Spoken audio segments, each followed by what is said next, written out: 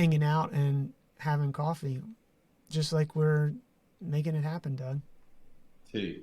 Tea, green tea. It looks like you got today.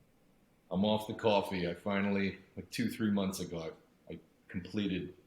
I'm not doing coffee anymore. So are you doing that green tea has some, are you just doing no caffeine or, For some weird reason, I don't know what it is. Caffeine obviously gives me the same effect as most people, but there's something in coffee mixed with that caffeine that absolutely drives me nuts. Like it makes me anxious. I get, shaky. But I can drink green tea, which has, obviously caffeine in it, and it doesn't affect me. I can even drink like an energy drink. I feel it, but it doesn't make me anxious. But even when I drink like an energy drink with decaf coffee, I'll start to get anxious. So there's something else in coffee that I don't know doesn't mix well with my biology, my chemistry. well, I got off of caffeine probably 2 years ago. Okay. COVID happened, and I, as probably you and the rest of listeners, thought that I was like, I think I'm Superman, so I'm totally resilient. I don't, I work at home anyway. Who cares? I'm not gonna. There's no stress here. Well, clearly the scale said otherwise, and so I ride my bike a lot, and you and I were talking before the show, and we'll talk about it. I did amateur bodybuilding, and I was probably 50 pounds, not probably 50 pounds heavier, and then became Yeah. a road biker. But I was like, oh man, Doug, I got to lose some weight. I can't. There's no way I'm gonna ride these, do these 50-mile rides with 10 extra pounds. So I started losing weight, and then doing those high intensity 3, 4 hour, 5 hour rides, I don't have any energy. So I said, well, I'm going to go back on caffeine while I lose weight. Well, as soon as I went back on the caffeine, I'm having exactly what you're describing. Like the first time I had caffeine, I was actually halfway hallucinating, which they say is possible.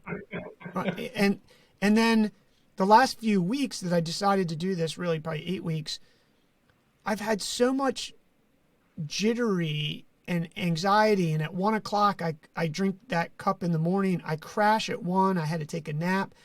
So I am on day 3 right now of drinking herbal tea, It's good. and I've decided, whether good or bad, that the day that I do long rides, I will drink caffeine, because if I drink caffeine and do the ride right away, it equals each other out. But if I just drink the caffeine, I'm like you're talking about, anxious, jittery, short, really. Like Yeah. my wife notices it. So Yeah, buddy. For like, I usually drink. I'm sensitive to caffeine, but I used to drink like a cup in the morning, um, maybe even just like half decaf coffee mixed with it because I like the taste of coffee. I like the ritual of it. However, super anxious, nervous, and then around 3 to 5 o'clock, you do not want to be around me. I'm like an evil person.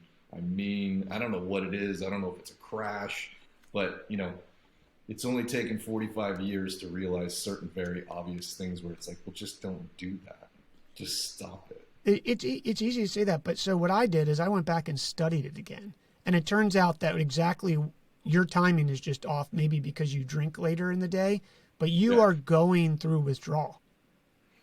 After 100%. 12 hours on caffeine, your body, it's not like you're literally coming off of a drug, and that's why you're irritated and tired and short. You know, a lot of people take it for granted. A lot of people think, it's just coffee, it's just caffeine, no big deal. It's a very powerful drug, and it has very powerful positives and also very powerful negatives as well for some people.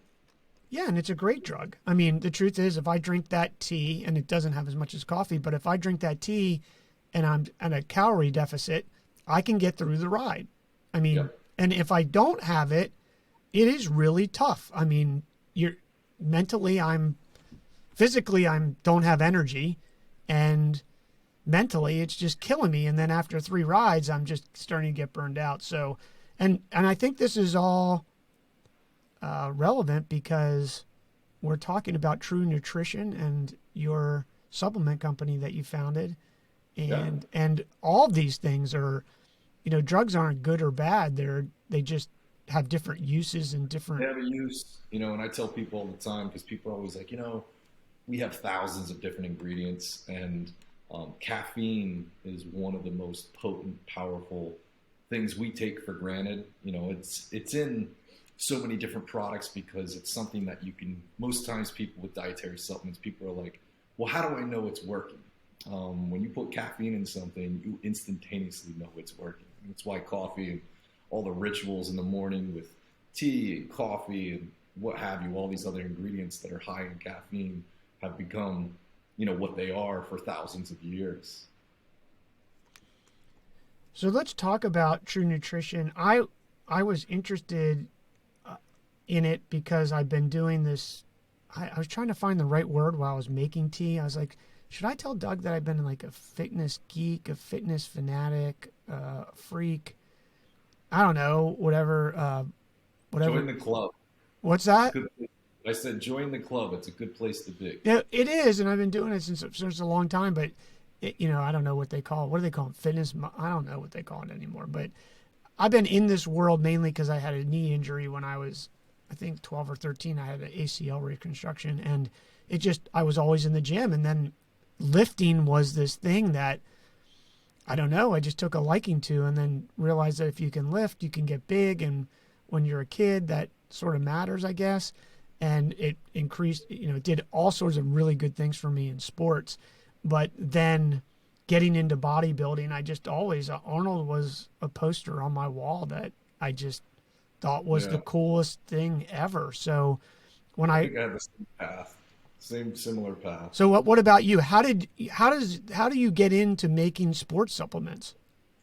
I mean, it's kind of similar to you. I mean, nobody ever sets out. Well, I won't say never, but most, people are like, "Hey, I want to go to the gym because I want to get in shape," or you know, let's just say it's somebody younger that's they're just coming into their own. Hormones are starting to rage, and they're like, "Well, I want to see what my body can do. I just, in general, I want to look good. I want to look good in pictures." And I think what happens is I've seen this definitely with males, also females as well. You go into it going, I just want to get in shape. Nobody goes and sets out and is like, I've never lifted weights before and I want to become a bodybuilder. And what happens is you start to see your body change. And I think there's an addictive aspect to that where you're like, I really enjoy manipulating my body, doing these things, and I see a result that happens weeks, months later. And I think that's where the bodybuilding comes into play, where, for some people like myself, I'm always progressive in nature and I always want to see how much further you can go. So I think for myself, I was about 20 years old. I just went through my freshman year of college, which basically wasn't school. It was leaving home and partying for an entire year. Um, the times of me where I kind of grew up, where I was always skinny and tall, that changed, and all of a sudden food affected me. I gained a bunch of weight, not the good kind of weight. And, my roommates at the time went to the gym and they were like, come to the gym with us. And, you always think when you first start out, people are going to make fun of me because I'm weak or I'm not strong. And the truth is nobody cares. And I think I found that new thing that was addictive where I'm like, this feels really good. So I became addicted to, all the hormones that are released when you're pushing yourself. And I didn't set out to become a bodybuilder or anything. It just turned into, well, I want to see how further I can take my body. So, that went on for years, similar to yourself. And we've got a similar path where I got out of a relationship that I was in for 6, 7 years. And I remember a friend, we were at a bar. Now I'm this single guy in my late 20s. And we're at a bar and he took pictures. And I remember we looked at him the next day and I was like, is that what I look like? And he's like, yeah. And I just, you see yourself in the mirror every day, but then when you see like a picture of yourself, and I was like, I look like a pro wrestler. I don't, I don't like the way I look. And then I completely flopped where I went into endurance sports, started getting into, ran my first marathon, which turned into ultra marathons, which turned into, training for triathlons, where I went from like 265 pounds down to 180 pounds. And now I'm kind of, I sit in the middle where I still go to the gym. I always tell people it's less for my body, it's more for my brain. It's my shrink I go to every day. The running stuff and the endurance stuff, I haven't left that behind, but I wasn't healthy physically by doing that. I was always hurt. I had fractures in my feet, and it takes time, especially training for triathlons. The running and the swimming and the biking, it's another job. And, for me, I'm like, and for what? I did it for like 5 or 6 years, and I'm glad I did it. It was a great experience. It was, I wasn't getting larger, I was getting smaller, but I could go faster and I could go longer distances. So it was more just, that whole thought of what can my body do? And now, as with some age, I just want to live as long as possible and not live like most people do where they get in their 60s or 70s and then they live another 10, 15, 20 years. But the truth is they're not really living. That's in my opinion. I want to be able to do what I want to do, be functional as I can be, and then hopefully just not wake up one morning. I didn't know. That's the plan. So the importance changes. I think when you're in your 20s, you're coming into your body, you want to try new things, and then it evolves. And I think for myself too, yeah, similar to you, like health and fitness and nutrition are super important to me. But it's not so much, yeah, of course, everybody cares. There's vanity involved. You want to look good or look as good as possibly as you can. But it's just longevity. I don't want to turn 50 and be like many of my friends, unfortunately. I'm like, that's not my life. That's not how I want to do it. Yeah, So, I think it's easy for people to get that I don't know, you probably know more of the statistics than I do, but when people start to get older, they gain 1 to 2 pounds a year effectively is what happens. And I agree with you. I think the goal has to be to be lean. I don't want to say lose weight. I don't, some people's bodies are different. Some people are naturally more muscular. I've been lucky in my life that without drugs, I can lift and I grow. yeah. But there's also this movement in society, at least U.S. culture right now, that says, don't body shame people, this, that, and the other. Hey, look, being fat is not good. I mean, No, I'm not scared to say it. I don't care what anybody says. Yes, I'm sure you have an uncle who smoked 6 packs of cigarettes a day, ate Twinkies and live to 100. Dunkin' Donuts every day, and drank coffee, sugar, and drank every night, and lived to 100. I'm sure, but that's not the norm. No, It it's not. And also, as well, people get stuck on this whole deal of like, well, I want to live as long as possible. And the truth is, well, why? What is life? I'd rather live as long as possible, but be able to do what I want to do during that whole period of life.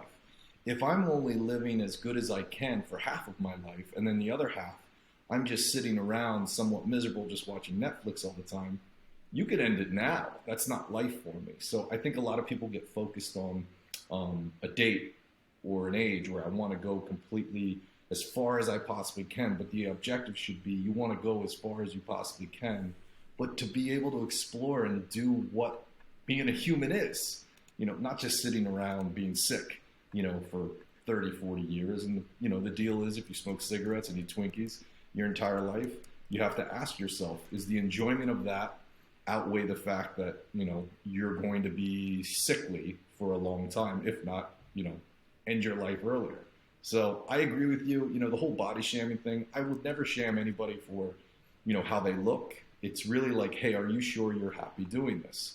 And the reality is, if somebody's like, hey, I'm really happy smoking 6 packs of cigarettes a day, I support you. But you have to understand the repercussions for it. Every action has a reaction. There's trade-offs to everything. If your trade-off is, yeah, I'm happy to not be able to go for a walk without losing my breath because I enjoy cigarettes that much, have at it. For me, I enjoy being able to go walk 10 miles and not really struggle doing it. That's for me. But I think this whole thing of having people accepting like being unhealthy or overweight, and you're not putting into perspective, there are health consequences to that. You know, especially with what we just went through the last 2 years of COVID and whatnot. It hasn't been, it's been like skirted around the fact that the majority of people that really had dire consequences from COVID are overweight, let alone all the other things that cascade from being overweight. And I'm not saying that to be mean or rude or to shame anybody. It's just a sheer fact. If you're okay with that, that's fine with me. If you're not, I'm more or less to be like, if you're not okay with it, I'm here to help in any way I can. You know, if you want to talk about it, you want to discuss it, you want to be motivated. You know, a lot of people are like, well, I don't want to go to the gym. I'm like, well, don't go to the gym. You don't have to go to the gym to be healthy. You know, that's just my thing. So yeah, it's interesting. Yeah, it's I'm thinking to myself as you're talking, because I think it's admirable that what you said. Hey, if you want to smoke 6 packs of cigarettes a day, and you're happy, then I root for you. My wife Yvette would say that I'm being controlling, but I don't think it's okay to be. I don't think it's okay because it has an effect on the broader society. Well, of course, It affects all of us. Yeah, I 100% agree. You know, I'm in this weird place where I'm kind of like a libertarian, where I'm like, just leave me alone, and I'm going to do what I need to do. You can do whatever you want to do. However, if I need help with something, I'm going to ask you, and I'll get your opinion, and vice versa. If you're like, hey, I don't like the way this is, but facts are facts. You know, the reality is, not 100% of the time, but the majority of the time, if you're overweight and you lead an unhealthy lifestyle, there is massive negative repercussions for it. End of story. And I don't even know why people argue about it. It's kind of it is what it is, you know. And if you're embarrassed by it or you don't know how to change it, well, I mean, you got these little computers right here. Figure it out. Reach out to somebody. I mean, that's what I do when I get to a crossroads or I don't understand something. I research it. I figure it out. Yeah, I think I could be highly sensitive right now because it's tax season. And, Yeah. and I'm going to have to pay taxes, and you and I live in California, and it's can be painful. Having said that, I tend to agree with you that I'm not going to make fun of someone because they're overweight or something, but don't argue with me that it's okay. Because it's actually terrible for your body. Your body is not designed to do that. You're not doing yourself any good. So I think I'm listening to you and I'm really reflecting on. Well, I asked the questions of, you know, just in the last 2 years, you know, especially being in California, we've had pretty dire situations as in being locked down from a freedom standpoint. You know, and I got it early on, but it seemed like it carried on longer than it should have. But I always ask the question of like, well, if people, let's just say Americans in general, were healthier, I can almost guarantee, now granted, this is just a hypothesis, the negative outcomes that have happened because of this virus probably wouldn't have been as bad.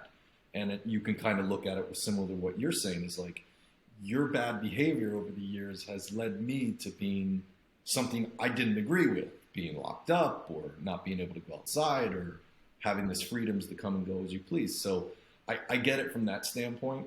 And I guess how I look at it, there's so many layers to that onion to peel back. And it is like, you know, I've had this conversation with so many people and friends, and everybody has opinions on it. And ultimately, I guess for myself, I still just go back to, listen, I'm going to do my thing. Hey, if you're happy with what you're doing, go for it. Just hopefully it doesn't affect me too much. Well, I think that's the issue, Doug, is that it does affect everybody. And here's how it affects everybody. It affects your pocket, your wallet. Because if people aren't healthy, then our healthcare costs are more. And then if you say something like this, they say, well, you don't get to judge me or decide. Well, let's talk about that, because it impacts those of us who do take care of themselves and are not putting a burden on the system. And this is not a Republican or Democratic thing. I'm sure somebody will try to No, weaponize it. it's just a fact. Right. Like, this isn't weaponizing for your political agenda. This is just simple. We all live in this country. There's healthcare costs, and people who do take care of themselves are not necessarily rewarded because of the way the economics works for those that don't, so that we all pay the price. And then if you say something, or You're an evil person if you say something. yeah, like I'm not volunteering it. We're discussing it today, but it's not like I walk around picking people off the street. Like, I'm like you, hey, if that's generally what you want to do, but I do have an opinion, if you ask me, that it does affect us. Yeah, I do as well. It does affect us, and it's not even just like with just what happened. It's not even just with healthcare either. It's with so many other things, and I think for us, I've always tried to promote. I understand the action reaction. I do a lot of things in life I probably shouldn't do. Sometimes I go and get pizza and beers with the boys. I know that's not healthy for me, but it's like gauged at a certain amount. And you have to have those trade-offs of like, yeah, I know I'm probably not going to feel great in the morning. However, I'm going to do this because of the camaraderie I'm going to feel with friends I haven't seen in a couple years. But if you're doing that every day, you have to really question, is this a trade-off of I'm just going to enjoy myself for a couple hours and deal with it maybe for a day afterwards? Or am I doing something where I'm doing this every single day? Is this really happiness? It's the same thing for super healthy things. I tell people all the time, like, you can go to the gym too much. You can run too much. I've done it, where I have micro fractures in my feet. I'm not necessarily mentally healthy because of it. So it's that balance of life. But I think, on a sheer stage of just like health, just being healthy in general, to say like, hey, it's better for you to be healthy on so many levels, from physical, mental, and what's better for society, I don't understand how somebody can argue that. I really don't, So I agree with you in that regard, 100%. And I'm super opinionated on stuff too, and I'm usually pretty black and white on things where I'm like, no, if you're overweight, lose it. But I also get it's easy to say that because I'm in a different position in life, and other people have more difficulties with it. But at the same time, don't deny it, understand it, and hopefully try to fix it. I got different problems that come up, and I have to come up with solutions in life, and you fix it. Sometimes it's not perfect, but at least don't make excuses for it. Yeah, it's it's all crazy. It's if you say do what you want, and you tell the other person like, hey, just go do what you want, that's fine, but then you wind up paying for that. Yeah. And then you say, and if you can't tell, I take things to the economics, because economics is where the incentives are, right? So with saying that, you tell them, okay, do what you want, but if you do what you want and you decide to live an unhealthy lifestyle, then you have to pay more. And then they say, or that side has answered me, well, that's not fair that you would pay less than me because you made a choice and you're judging me, so we should pay equal. No. You can do whatever you want, but you pay more for the choices you make. And that's actually not what's happening. And I think that is wherein lies the issue for me. I would be totally okay if the system said, okay, you want to smoke cigarettes, you get cancer, you pay. But that's not what happens. They get cancer, and you and I, in our healthcare costs, because of the way the economics work, we actually supplement that. So the system isn't working like that. And then what happens is this part of the population lobbies and says, that's not fair. They can afford it. We can't. It's like this, and you get trapped into this, well, you don't care about society. Well, I actually care a lot about society. But if we don't, in everything I found, Doug, in life, everything, maybe not love, although love is an interesting probably topic Complicated topic. for another thing that is for another episode. But everything else, all you have to do is figure out the incentive. And right now, the incentive system does not incentivize people to be healthy. It incentivizes them to be what they are or have become because of whatever problem and not get better, because it still pays for them. Whereas if the system said, if you have 5 morbidities, thank you, you have to pay X more. But then here's what happens. Then they can't afford it, and now we have people who are uninsured. And then the question becomes, when that uninsured person goes to the hospital and is on their deathbed, do we turn them away? Well, we're not a society who does that. So I don't have the exact answer, but I am playing this out that if we don't adjust some of the incentives, it's going to get worse. Yeah, the behavior doesn't change. The behavior gets worse. I mean, the protocols you're like saying, as in the monetary incentives to it. I mean, if you think of it like driving, you're allowed to drive on the highways because you're a taxpayer. However, you are allowed to speed. But understand, if you get caught, you're going to have to pay more. And that's your choice. You also have the choice of, buying a car that gets 10 miles to the gallon. That is your choice to do it. The reality is it's going to cost you more money to do that. We don't have that incentive structure for health and fitness. And I get it. And it's multifaceted. Being, in my business, we're also a contract manufacturer. We make a bunch of different products and health foods and dietary supplements. And the reality is, the reason why, let's just say, westernized food is the way it is because it's kind of economics first. There's a lot of lobbyists and the sugar lobby, the corn lobby, the wheat lobby, that they don't want it to get fixed because there's different incentive structures for other, for the other powers that be to make this thing whole work. So you were saying it's complicated. It is very complicated. And I think the thing is, when it really comes down to everybody, I'm open. I think there should be way more types of Doritos and potato chips and all kinds of other garbage.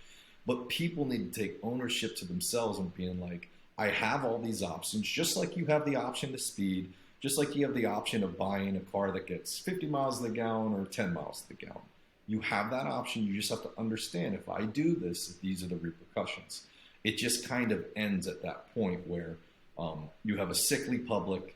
And unfortunately, the masses usually have to pay for that, be it through, healthcare, just the cost of different things. For myself, I see a doctor once a year.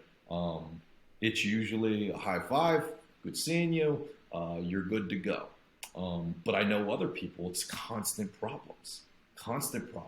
And the reality is, some people are dealt a bad hand, but I would say probably over 90% of the time, they dealt that bad hand to themselves. And what is the repercussion for it? And there really isn't one, besides just being unhealthy and not feeling good. But from a monetary standpoint, yeah, you're right. They're not really put to task because they know the greater good is going to take care of them from their bad actions. So yeah, I get it. It's a complicated question.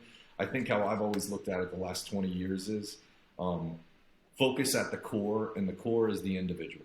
And the individual at first has to understand, hey, I'm not doing this right. And if you can get someone to go, hey, I'm not doing this right, I'm not shamming you, I'm not making fun of you because of the way you look or your health properties and all these things, but you have to realize you have them, and you have to stand up and go, I gotta fix them. I have to fix them. Regardless of what the healthcare's cost is, regardless of all these companies making these garbage products that are so incentivized for you to eat, you have to fix it. I always tell every problem that's come up, anything that's happened to me in my life is 100% my fault. Anything good is 100% my fault. Anything bad is 100% my fault. I never blame other things or circumstances. Sometimes things happen, but it's 100% my fault. And it's really freeing when you do that, because you can go introspective and go, okay, this happened. I didn't like it. What do I got to do to change it? Instead of just going, this is someone else's fault. Healthcare is so expensive. they're always trying to, I don't know how to eat healthy. It's so expensive to eat healthy. I always laugh at that one. I'm like, no, it's actually cheaper to eat healthy. You think it's more expensive. It's not. You're just not doing it right. Like, I'm telling you, I'll show you how to figure it out. But yeah, it's kind of the human condition in the westernized world right now. And look, I argue against myself in the argument. I understand it's hard because what would be the right weight, and how would we determine that? And then are we? I mean, right now the Nazi Germany movement is on our mind just because of what's happened in Ukraine and things. Yeah. And so now are we going to say a human has to look like this? I get it, like, but somewhere between these two places is a reality that an incentive has to happen. As you were talking, I was thinking, and you said, well, 90% of the people, it's their fault. I don't know if it's 90%, Doug. I think sometimes, I have a lot of friends who have a lot of stress and they eat. I don't know that that's their fault. Do they need to take responsibility for it? Yes. But I was also thinking, as you were talking, I was thinking that it's actually a risk just to go to Safeway, or what do we have? Safeway, or we don't have Acme. We have Safeway or Super Fresh, whatever it is. I think Safeway. It's a risk. It's actually a risk for me to walk in that store, because the first thing that in general is in that store when you get your cart and you walk through is some sort of sugar-based thing, candy. Now here in Half Moon Bay, a lot of the time, the first thing is fruit, avocados, or something healthy. Yeah. But I will say, in any holiday, the first damn thing is something made out of 100% sugar. It's just risky. So is that the person's fault? Yeah, maybe it is their fault if I grab the Cadbury egg or whatever it is, but it's also designed in many ways to make that happen. So I think this, fitness and health and being healthy and taking care of yourself and your body, body shape is complicated. But I think, to what you and I, going back to just the core, is that it'd be very hard to argue that being lean is not better for you. Yeah, I mean, Period. That's the thing. It's not an opinion. It's just a fact. Is it a fact 100% of the time? No. I've definitely looked at different studies where there's weird anomalies in people where they're very active and fit, however, they don't look the part. But I would say majority of the time, there's always going to be an outlier, and you can't always rely on the outlier to make a total decision for the 99%. You have to look at the general mass. And it's not opinion based on what you're saying. It's a factual statement. And if the last 2 years didn't prove that, and I know, the different media forms that we're getting stuff, it's not being focused on that. But the reality is, your chances of a good outcome or a bad outcome were pretty much really based around age and your health. That's a fact, that's a factual statement. That's why I went into this whole thing going, I'm concerned early on. I became less concerned as I started doing more critical thinking, not just getting fed, rhetoric from different sides. I just did critical thinking and being like, well, you're a younger guy. You're healthy. If and when that happens, you're going to be okay. So let's not freak out and stress out and, lock yourself in your room for the next 2 years. Here's what I will tell you. I will tell you that losing weight as you get older is harder. I don't care what anybody says. Yeah, you get into your mid-40s. You get into actually 40 plus, and you're not watching what you eat and exercising, and you can't out-exercise a bad diet. Nope. It affects you. But here's something that which blows my mind. I was reading it the other day.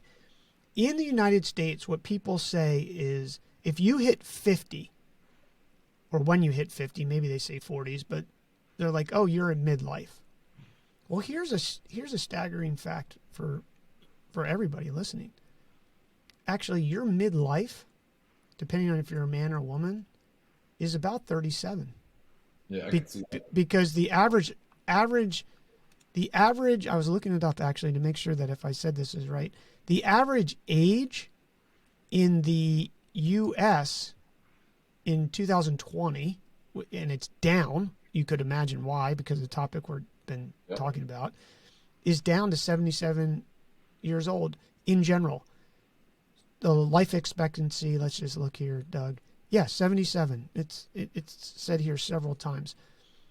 So think about that. When you're 37 and a half or 38, you are actually at midlife. And when you hit 40, you're in the second part. Now, if you stay healthy and lean and you have some good genetics and a little luck, yeah, maybe you can live till 90. To your point, how do you want to live till 90? I'll tell you, up here in Northern California, it's always good news for me because I ride road bike and there's a ton of road bikers up here. And I see people who are 65 years old passing me on a hill. And I don't like to admit that because Yeah. I ride a lot, But it's but something to look forward to, you know? it's good.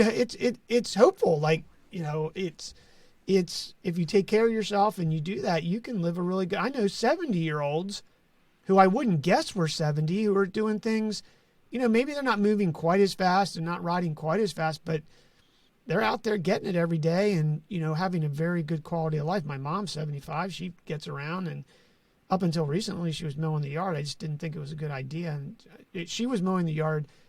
She likes to mow the yard, but I don't think anybody at some point, like, that's a convenience. My point is she could if she wanted to, and Yeah. if you take care of yourself. But certainly the food choices, and maybe this is a good transition because we're talking about you and True Nutrition and your products that you make for people, which are nutritional supplements, Yeah. is if you do watch what you eat and don't eat these refined sugars that are just prevalent, or refined foods or manufactured foods, you can stay in good shape. But with that in mind, what made you, I'm interested in how you've talked about you've always been into fitness and you were bodybuilding, then you did triathlons, Yeah. and now you still lift and do some less impactful Yeah, it's sport. just functional. It's functional stuff now. Like, I'm not But how did you get into the business? It's kind of a long story. I think my mother tells it best. When you're a child, kids are always asked, "What do you want to do when you grow up?" And people are like, "Well, I want to be a fireman, or I want to be a police officer, or I want to be a lawyer, or I want to be a doctor." And what I used to always say is, I want to own a bike shop and I want to live on top of it. Like, I wanted a bike shop downstairs, and then upstairs was going to be my apartment. Like, that was that was my dream of. That's what I wanted to do. Now, granted, I don't live above a bike shop, and I don't own a Why bike. a bike shop? I have no idea. I love bikes. I have a bunch of bikes, and I think as a kid, I always loved bikes. So, when you're 6 years old, that's what you say. But I think I always had that, like, entrepreneur spirit. I was always doing something as a kid, where I would hire my friends and I would go get business to shovel driveways, back in Pennsylvania when it snowed. Always just did something. I always liked the business. Always made sense to me. It was seemingly very easy for me. So I went to school. I went to Penn State, and I was kind of going through the grind of that. I never really liked school that much. And then I came out to California because I had cousins that lived out here, and I moved to LA. And I just never went home. So I've been here for 22 years. So I remember going out there, and I was doing different sales jobs. I was selling copy machines. I was selling car wash chemicals. And I had this idea for this business, now True Nutrition, but it was called True Protein at the time. And I just started writing a business plan. And, I had this epiphany moment where I was in my car. I was selling car wash chemicals, and they gave me a truck. And I remember I called my boss, and I told him, "Hey man, I quit." And he's like, "What?" I'm like, "I quit." I had this moment. It was like an out of body experience. I called him. I was like, "I can't do this anymore." He's like, "Okay, just work out until Friday." And I went home. I did a U-turn on PCH in Huntington Beach, drove home, took all my discs, and this was back in 2001, 2002. So we still use discs and floppy disks. I remember I crumbled them up. I took my resumes, I ripped them up, and I had a fireplace that I burned them in. The funny part is the fireplace was a gas fireplace, but I still burned these things in it. And I started writing this business plan. And I knew I was like, I'm young, I'm, early mid 20s, and I'm going to at least try it. The worst case scenario is I fail and I move back home and my mom makes me like grilled cheese sandwiches and I'll figure it out. And I started writing this business plan. It took like a year. And I remember I came up with this name, True Protein. I was like, that's it. I'm broke. I asked my cousin to borrow his credit card to buy the URL, trueprotein.com. So he loaned me the $29, and kind of the rest is history. I just grinded it out. I stole from Peter to pay Paul. I would call different vendors, hey, what's a truckload of whey protein concentrate price? And they're like, it's this price. And I was like, okay, well, here's the deal. I only need a pallet, and I need to give me net 90 terms on it. The guys that built our initial website, it was two brothers. I found them on Craigslist, and they quoted me $2,600 for an entire website. And I was like, I'm going to give you $5,200, but I can't pay you for 6 months. So I just was doing that. I had nothing to lose. The only thing I had to lose was my ego. And I was like, I kind of just said it to myself that there is no failure in this. The biggest failure is having this idea and not at least trying it. I can at least, even if I fail at the business, I at least tried it. I didn't fail. And then we just kind of grew and grew and grew. And, True Protein turned to True Nutrition, and it spawned off a bunch of other businesses where, True Nutrition at its core, basically, we do what most don't. We allow customization of different protein powders and supplements and carbohydrate powders and fat powders to blend it into something, and it's direct to the consumer. We ended up creating a contract manufacturing company to basically, a lot of people don't realize, like when you go into a grocery store or you go into a supplement shop and you see all these different brands, those companies don't make those products. It's companies like us that make their product, put their label on it, and ship it to them. So we created a company with that, which then made it very easy for us to incubate other brands, outside of True Nutrition. So we've started a bunch of different brands over the years, and we're coming up on 20 years on doing all this stuff. So how did it happen? I look at it now. I don't. Just working every day, I guess. But initially just started with an idea and making a choice for myself. I just knew, after I graduated school, I did a few jobs. I'm like, this just isn't for me. It wasn't so much I didn't like having a boss. I didn't want to facilitate someone else's dream in their business. I wanted to facilitate my own dream. And I guess that's kind of how it happened over the years, So are protein powders in these supplements,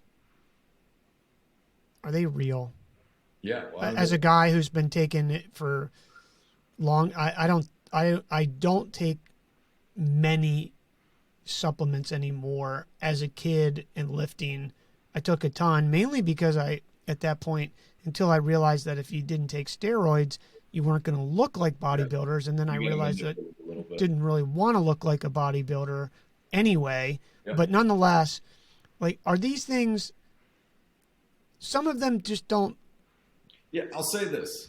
I get where you're coming from. There is this whole, so at the core, and There's a stigma on it. There's a stigma there, and this isn't good for business, but I always do state this to people because, the idea of True Nutrition was we were trying to be the Robin Hood of dietary supplements. We wanted to shoot it to people straight.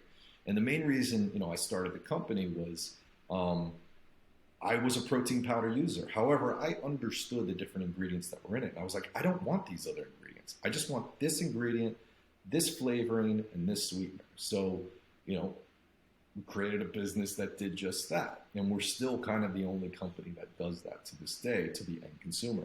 But yeah, you're right. How I always look at things, going back to the grocery store, and you're like, well, where do I go? There's all this stuff when you first walk in. I tell people all the time, they're like, well, how am I supposed to eat? I'm like, I'll tell you exactly how to eat. Never go to the middle part of the grocery store. Just stay on the outer rim and stop at the bakery. Do not go in the bakery part. And they're like, well, what's the diet? I'm like, you eat whatever you want in there. You want to eat a stick of butter? Eat it. You want to sit down and eat 10 pounds of cabbage? Go ahead, eat it.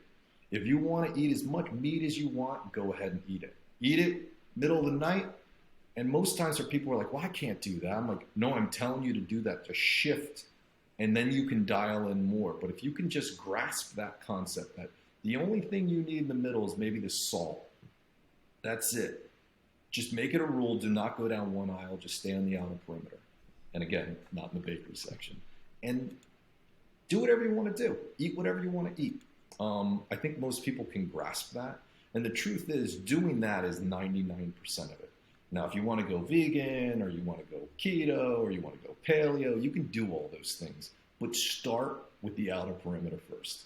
And it's the same thing with dietary supplements. I tell people all the time, you do not need dietary supplements to just be a static human.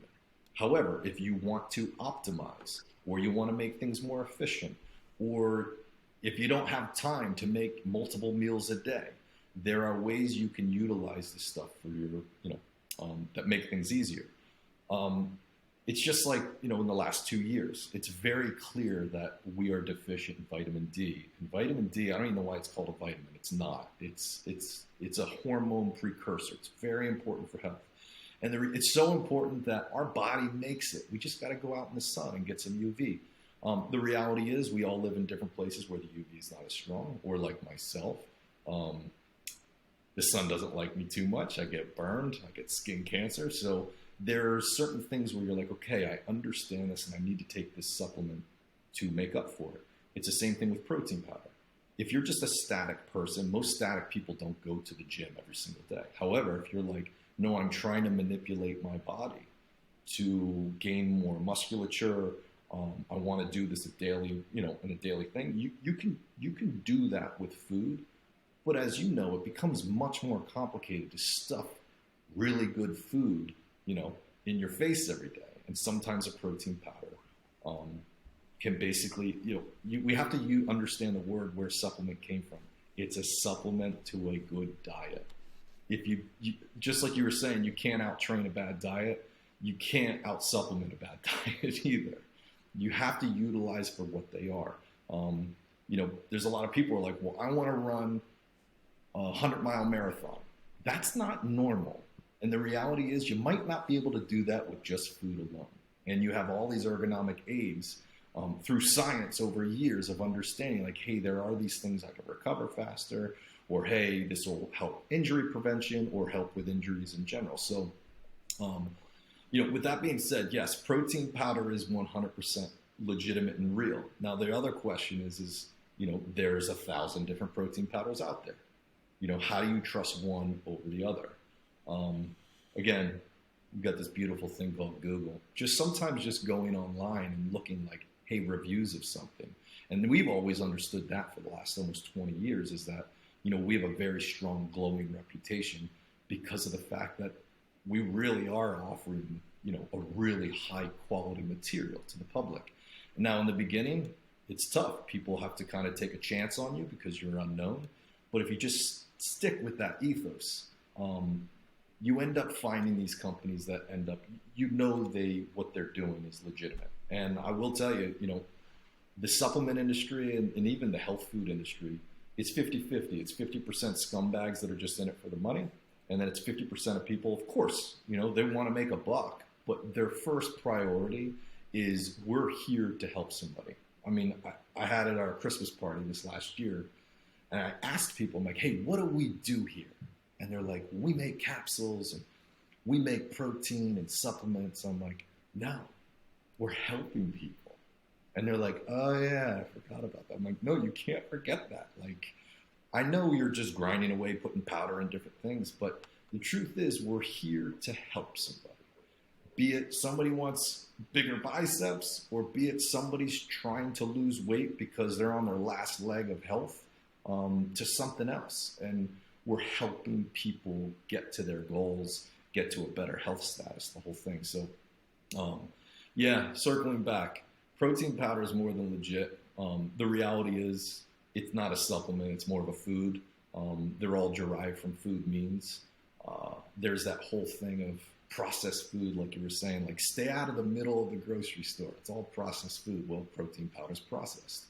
So, for me, I understand how it's processed. Like whey protein, for example, is just a derivative of cheese making. When you take milk, you put an acid in it, it curdles up. The curds are made to cheese, and you have this liquid left over that's called whey. Historically, we just used to feed it to pigs. But whey, if you filter it appropriately, you get out the lactose and the fat and the ash and whatnot. It's a pure protein that's derived from an animal source. So if it's done appropriately and properly, it's essentially just an offspring of food, not a food like a potato chip that's processed garbage.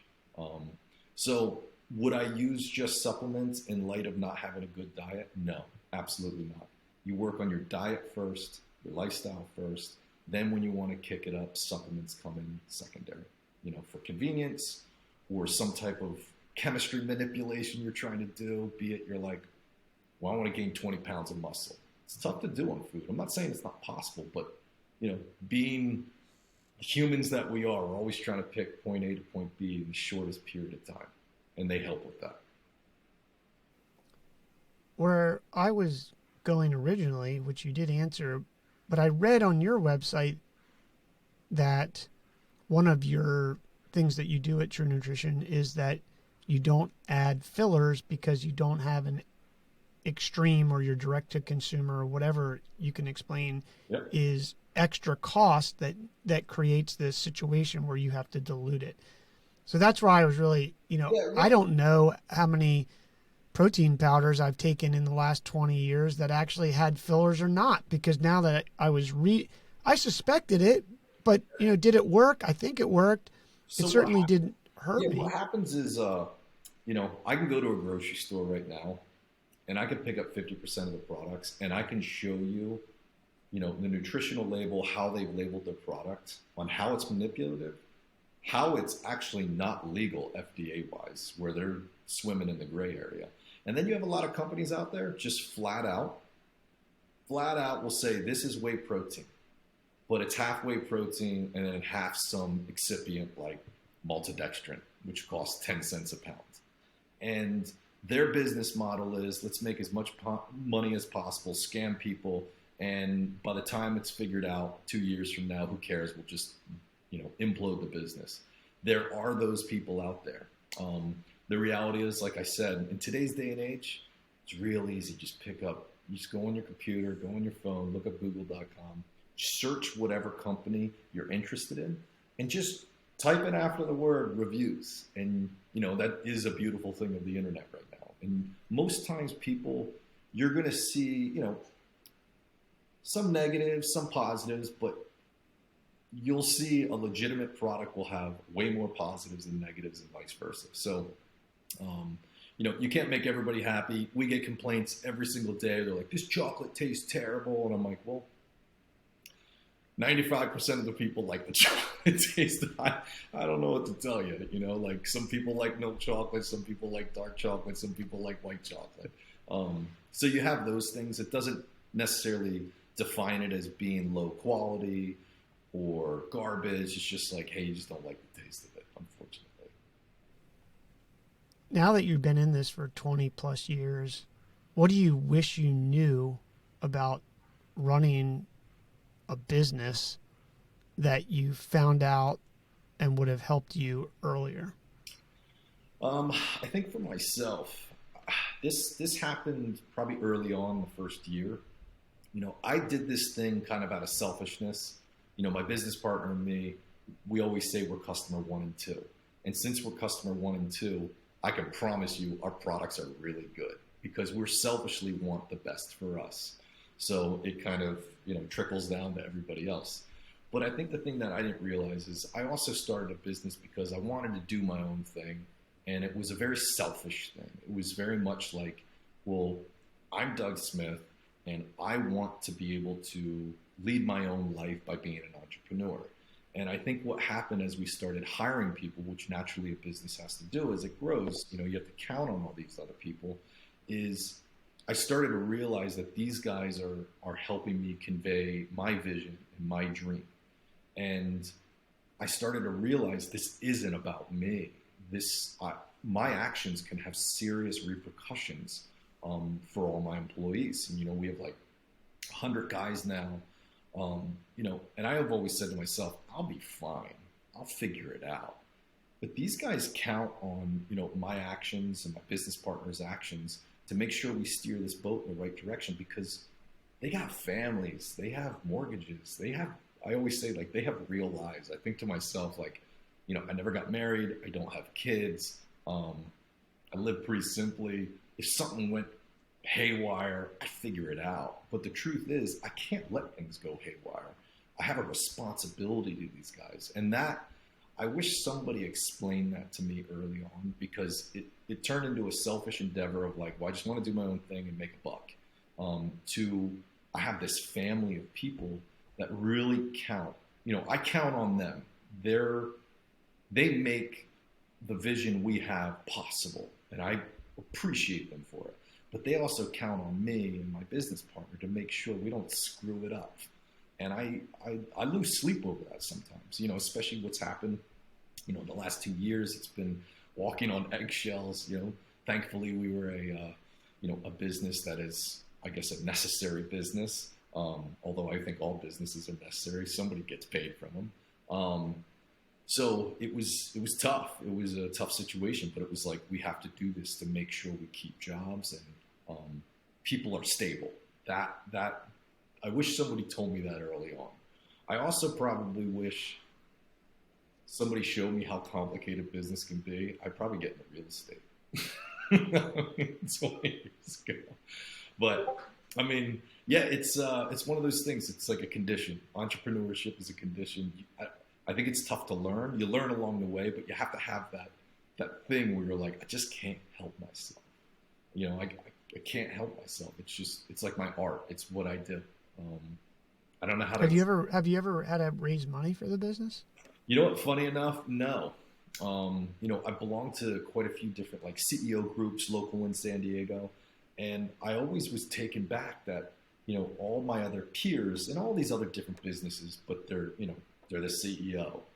Their job is raising capital. That's all they've ever done, and it's always very interesting to like talk with them because they're all very interested in me. I'm like, this seems like really common knowledge. Like, you buy something for $1, you market it for $1, you sell it for $5, and you take the difference. I'm like, that's just what I knew. Like, I knew that when I don't even think I could walk. That's just what you do. And they're just more in the phase of like, well, I constantly have to raise capital to keep this thing afloat so I can get paid, my employees can get paid. And I'm like, I never thought like that. Like, if I can't keep it afloat, something's drastically wrong. I need to fix it. So, no, we never raise capital. And I know it's a weird thing. Most companies, they either fail within the first year, and within 10 years, they're usually bought and sold.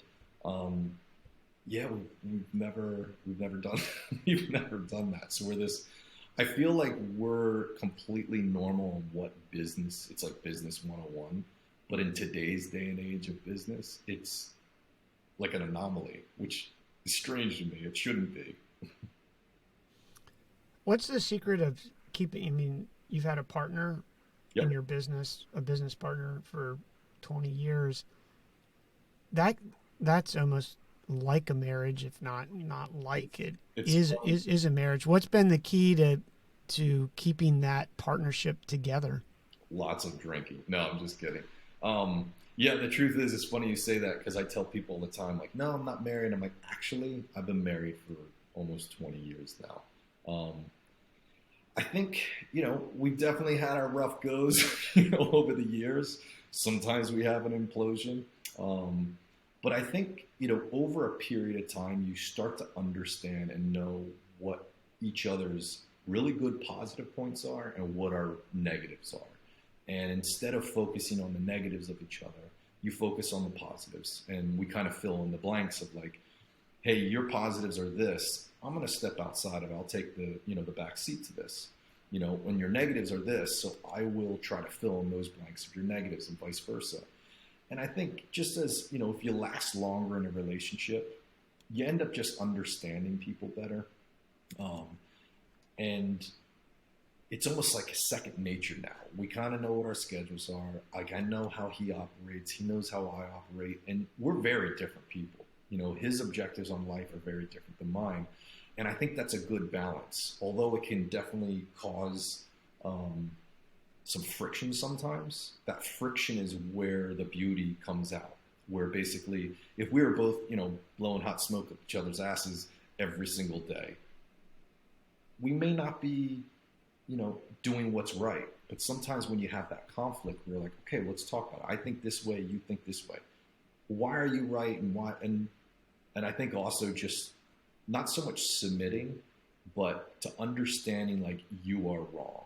And that's a really tough thing to do, especially when you got, two A1 personalities, these men that are like, I'm right. I think for myself, of what's made it work is to listen and let go of ego for a second and go, yeah, you're actually right. Or I don't know if you're right, but I'm willing to sit back on this one and you take it, go for it. And if you fail, I won't make fun of you for it. Let's just shift to what I was saying then. And yeah, I mean, it's tough. It's like you asking, well, how do you make a marriage last so long? I mean, people write books about this. It's tough. Who's the CEO? It's kind of funny. We had to like say who's the CEO or not. We just put it in our paperwork. We just say we're co-founders now. There's very minimal ego. Like sometimes I'm a janitor, sometimes I'm the CEO. And I tell people all the time, like, give yourself whatever name you want. Give yourself whatever name you want. I think for me, I never started a business to be like, I can't wait for my business cards to say CEO on it. Like, it's not about that for me. So, sometimes we have to do legal paperwork and stuff. We'll just put co-CEO or co-founders. The reality is he knows what I'm good at. I know what he's good at. And we just do it, like we don't really have to discuss much. Like we just, it's just like if you've been married for 20 years, exactly. You don't need to talk about it. You do what you need to do. But, in the beginning, there was definitely a push-pull. There was some stress. And like I said, over the years, occasionally, once every few years, we'll have a good explosion. But that's always, you got to have that. You got to have that every once in a while. You manufacture in California? Yep, in Vista. So how is that doing U.S. manufacturing, keeping your costs competitive? And I mean, I find that interesting. I read that about True Nutrition, and it was. Yeah, it is. It's become more and more complicated. We got a great team. The issue we have is that we have to compete with other manufacturers, and it's a lot cheaper to manufacture in other states. I mean, California is one of the most expensive, if not the most expensive place to do it. So margins are thin. We make it work. And, obviously it costs a lot more for labor here. It costs more for taxes. To have a facility here, it costs a lot more. So we are actually planning right now to do an East Coast division, probably in Florida. For fairly obvious reasons. It's on the East Coast and, tax liabilities a lot less. And it's a little more business friendly from a manufacturing standpoint than it is in California. But we'll still be here in California. Although sometimes I want to pull my hair out with what's happening in California. Coming from Pennsylvania, the palm trees and the beach and the mountains, it's tough to beat. I mean, it's tough to beat. I agree with you, Doug. I call it the sunshine tax. Yeah, it is. So the tax is getting more and more, it seems like. It does seem like that, but the real question is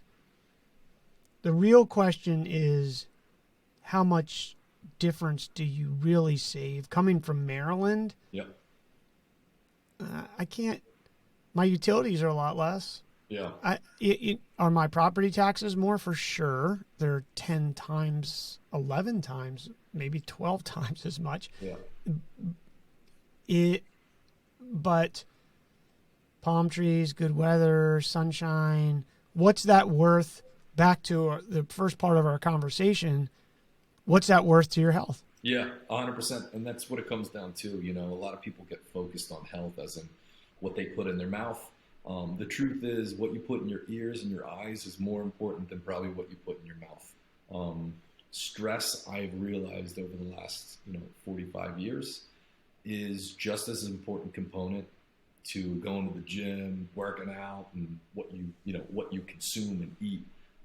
What you consume and process through your ears and your eyes and your brain, it might even be more important. So again, I can move to Nebraska and save a ton of money and get, cheaper employment and all that stuff. But why? It's like the same reason of like, well, I'm going to live to 100.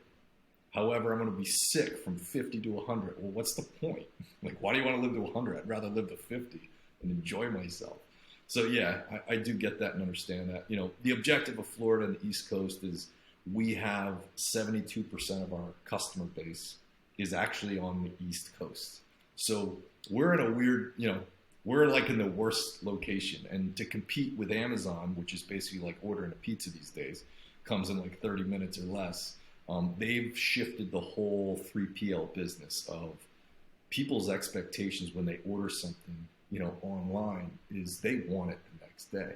Now we can do overnight shipping. However, they're not willing to pay $150 for it. So if you're in New York, and you order from us, 10 years ago, not a problem. Currently, it's seemingly more of a problem because people's expectations are they want it now. And I can blame Amazon for that. I was talking on another episode with the lady who handles our marketing, Chelsea, and she handles a lot of e-commerce businesses. And we were talking about the iOS update, and we've seen it. We here at The Edge, we do online marketing. Yep. And we've seen with that iOS update on Facebook and Instagram, the costs go up probably 4x for our segment, I imagine. And Chelsea has seen it at that much, if not more, in some other segments. And what she was talking about was that for her e-commerce clients, she finds it easier now to actually do the fulfillment by Amazon because of exactly what you just said, is that instead of running their own warehouse and shipping program, it's cheaper to do fulfillment by Amazon, because even with the price that they charge and the increased marketing costs that have happened, way easier, cheaper. Net, it's cheaper to do Amazon, which will even proliferate the phenomenon that's happening right now around expectations of overnight. I mean, my expectations are that way almost to here in San Francisco Bay Area, is that, and in LA, I found that Amazon is better on a same day than even up here in the Bay Area. I assume it's because of the locations of the warehouses down there, but I think that it's really interesting what you said, because having been in e-commerce for 2 decades like people would wait because you used to order from a catalog, and it used to take 10 or 14 days, and then the internet was faster. And now with Amazon, I don't know. Do you think, Doug, we're going to, have you thought about just not even doing that and just shipping that stuff to fulfillment by Amazon and letting them do it? Amazon's a huge component to our business, but dealing with True Nutrition, since 90% of our products are custom made, Amazon can't touch it. We actually, when somebody produces an order, it's a customized thing, we make it and then ship it. So Amazon can't really help us with True Nutrition. Our other brands, we have another brand called Paleo Pro. We have another brand called The Lab. They are all very well sold on Amazon. So yeah, it's worth it. Amazon for FBA or filled by Amazon is basically they take 25%. And people are like, wow, that's really expensive. And, we have some brands that are in Whole Foods and Sprouts and different other places. And I'm like, they take 50%. So Amazon, yeah, it's expensive, but you have to understand, you don't have to pay for the shipping costs, which is a lot more right now. And the reality is you don't have to have an infrastructure, a warehouse and different people to fulfill orders and, do all these different things. So sometimes the 25%, it works. It's funny going back to Amazon. I was just looking maybe about a month ago. I have my True Protein business plan. I actually have a plaque on my wall because it was like the first thing I wrote, and I wasn't too great at school, so it was like I was very proud of it because I'm like I wrote this thing. Now it's kind of like not a big deal, but I remember going through it, and it said all dietary supplements in 2003. It was only 1.56% that were purchased online. And the rest were either through mail order or basically you go to a supplement shop or something like that. And it's funny, I tell people all the time, like when we started, Amazon just sold books. Like that's all Amazon was. They're like, what do you mean? I'm like, Amazon was just a bookseller like 20 years ago. They've obviously increased, have done very well for themselves. So yeah, it's funny. And, this was a time nobody wanted to, everybody was like, I'm not putting my credit card online. No way I'd do that. And I'd like to say we were forward thinkers and really intelligent. We weren't. We we got lucky, I guess. The internet worked. Yeah, go figure. The internet worked, especially after the crash. That's a whole nother topic. But it did work, and it's funny that, and it works better than it ever did, at least, having started a business in 1996 online. What changes is we just have more people online and the economics work. Back then it was just there wasn't as many people. And if you go back and look at the tombstones from the .com crash of 2001, you will see this, and you look at the business models, they're just new names. The business models haven't changed. There's more people and more efficiency to make it work. And last man standing survives. Yep. Generally. And I think that's what you guys have been able to do, and you've expanded your business into contract manufacturing. I did not realize that you could make your own formula with True Nutrition. We're a one-off. We've had some competitors over the years. We've either bought them, acquired them, or they just said uncle and that was it. So yeah, it's True Nutrition is one of those weird ones. Our other brands are kind of just standard brands. It's good. Why were you able to make customization's hard? Vans does customization. There's a few brands that bikes of all things, you can get a custom frame. It's expensive. I'm used Vans as a more mainstream one that you can do, and I've tried. How have you been able to make that work? Because that is really hard. Is it because you have the contract business in the back that is a steady thing? I'd like to say it was really well planned out. But the truth is, on our first day, we got 3 orders. And it's funny, my business partner, he's really well known in the fitness industry. And we partnered because I knew, this is before Facebook, Instagram. This is before MySpace. This is before the word social media was together. We would advertise on message boards at AOL chat rooms. Yeah, I remember that. Do you want to say who your partner is? Yeah, Dante Trudell. Yeah, he's popular in the fitness world. Yeah, so, the reality is when we started, it was like there was no advertising means. There was no such thing as like you couldn't pay some website to put you up. You just had to figure it out. And we did that through message boards. And I always say we started on social media before it was called social media. Anyway, so we got our first day, we got these first 3 orders. And it was like a chocolate, a vanilla, and a strawberry. We had all these ingredients. And I remember looking at Dante and being like, well, how do we do this? I mean, it's just powder. We just got to blend it together.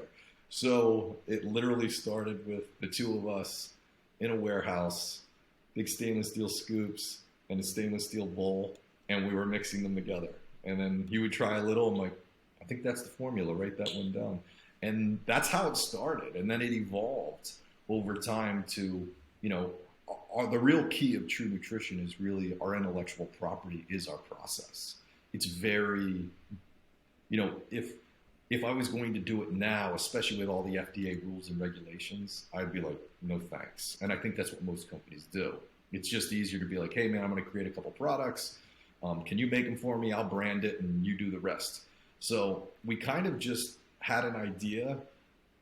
We didn't really think through the process of like, we knew like, well, obviously you blend powders together, but we didn't go, well, how? We just figured it out. So it's how it started literally on day one. And we had 3 orders. So we definitely had enough time during that day to go, here is how much cocoa powder you add. Here is how much, sucralose to add. And you need to blend it like so. And that's how we did it. And then it evolved over time. And it's funny, we have all these different shifts and different production rooms for various different things we do. And it's been about 3 or 4 years, but every once in a while, once a year, I would be like, you know what? I go to my production manager. I'm like, I'm working today. And the last time I did it, he pulled me aside. He's like, can you please leave? Because you're screwing everybody up. And I'm like, we invented this. We made this. He's like, yeah, well, whatever you made, we threw in the garbage can and we're doing something different now. So it's evolved over time. But yeah, it's definitely, our process is one that we didn't learn from somebody else. We learned it by just doing it and evolving it over 20 years. With technology, different machinery that I had specially made for us. It's complicated, I'll say that. It sounds that way. Well, listen, Doug, I really appreciate you coming on the show and sharing all this. We started off on a nutrition rant, and we got into your story, which I'm really grateful for you sharing those insights. As a business owner, you've been doing this now. Is it 20 years, 21 years? It's 19. We're coming up on 20 in a few months here. 20 years. What does your day look like running True Nutrition? What does my day look like? Well, like when do you get up in the morning? What, you get up at 6? Do you get up at 7? I got up at 4 a.m. this morning, mainly because I went to bed at 8 o'clock last night. I didn't try to, but I usually do wake up early, 5 or 6. My mornings consist of me transitioning very slowly. I think I used to always not be a morning person, but I realized I wasn't a morning person because I would set my alarm to the exact second I need to wake up to jump in the shower, get dressed real quick and move. And I was miserable for it. So now it's a transition into my day where it usually starts with making some green tea. It's kind of like a ceremony for me. I like that process. I'll have a little tea. I usually do like a 10, 15 minute, just little meditation, just blanking out for a bit. And then I start my day, which is usually, I'm going to check my emails. I'm going to check different things that were continuing on from yesterday. And the thing is, in entrepreneurship, like you never are done. You're not like, well, I completed my day. No, you have to tell yourself I'm done today. And it's just like, I have so many people like, man, you travel so much. You're always going different places. I'm like, I've never taken a vacation in 19 years. Like I've been to probably 100 different countries in the last 19 years. However, I am not on vacation. My laptop's always with me.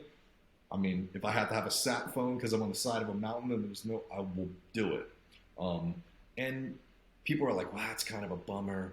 But the truth is, it's not. I enjoy it. I made this, and it's my life. It's my lifestyle. So it's usually a slow transition into the day, and then kind of crawl myself into work. And it's funny, I get more work done at home than at work. At work is really meeting with people, talking with people, interacting with people, seeing what's happening, just putting eyeballs on things. But the actual grind out of where I'm typing something, it's usually before I go into the office and after I go into the office. And what time do you hit the rack? I didn't hear you work out. I heard Yeah. meditate. Well, usually, I've been on this big thing of I'm doing a 3-mile walk every day. Not running. Very proud of myself. I'm growing up. I do a walk. I think really well. Like if you see me, I can't, like sitting here right now, just so you know, is one of the most difficult things in the world. I don't think well when I'm sitting.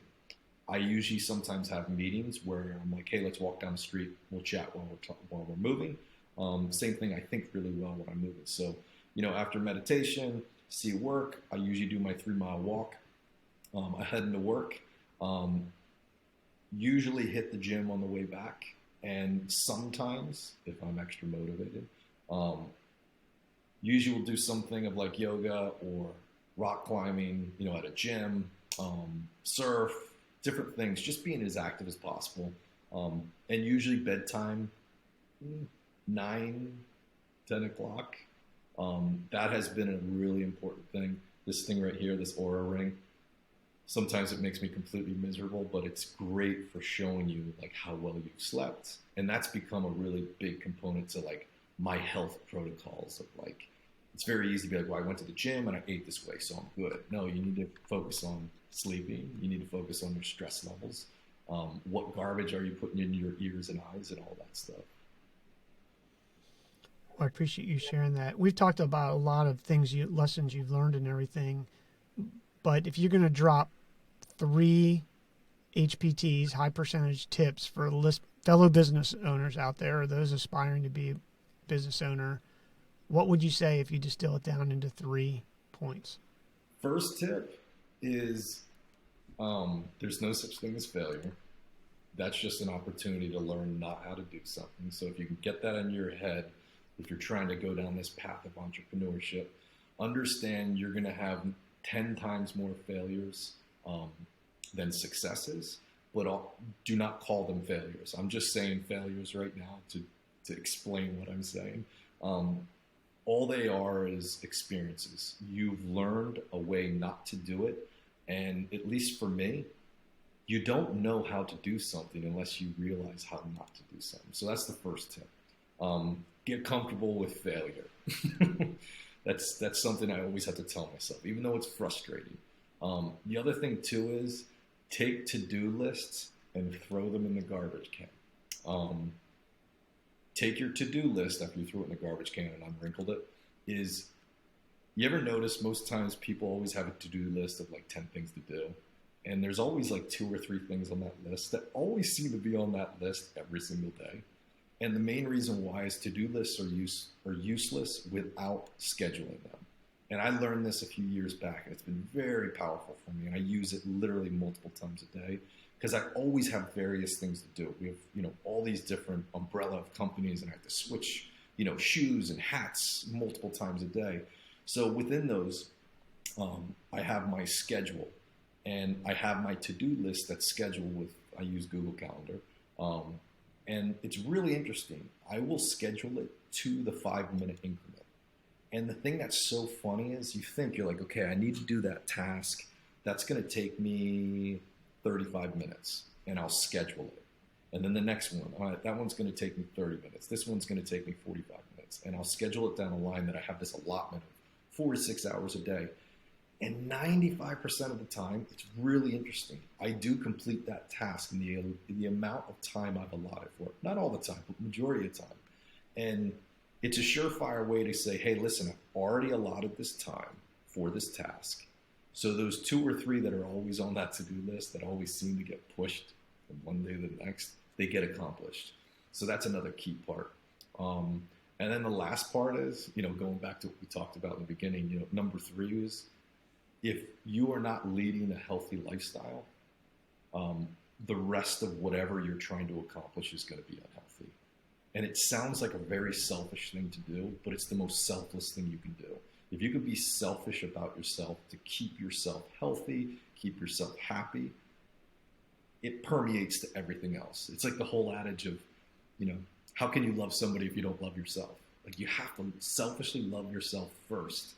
And when you can do that, and you really do that to yourself, you can give more love to the universe than if you're like unhappy with yourself, so on and so forth. It's the same thing with health. Like if you're healthy and you've got a good state of mind, all these things you're trying to accomplish, they just seem to fit better. They just seem to work better. And I get it. I'm a human too. I'm from Pennsylvania. I went to Penn State. Occasionally I go back for a Penn State game, and let's just say I wake up the next morning and I don't feel great, but I'm a human too. But I think on a general sense, like if you can just do that for yourself, keeping physical, mental as healthy as possible, and really being selfish about it, and not in a negative way, but a positive way, you are going to go far. Just let alone with entrepreneurship, career, but everything in life. Those are great 3 HPTs. I appreciate you sharing those, Doug. Where can people find True Nutrition?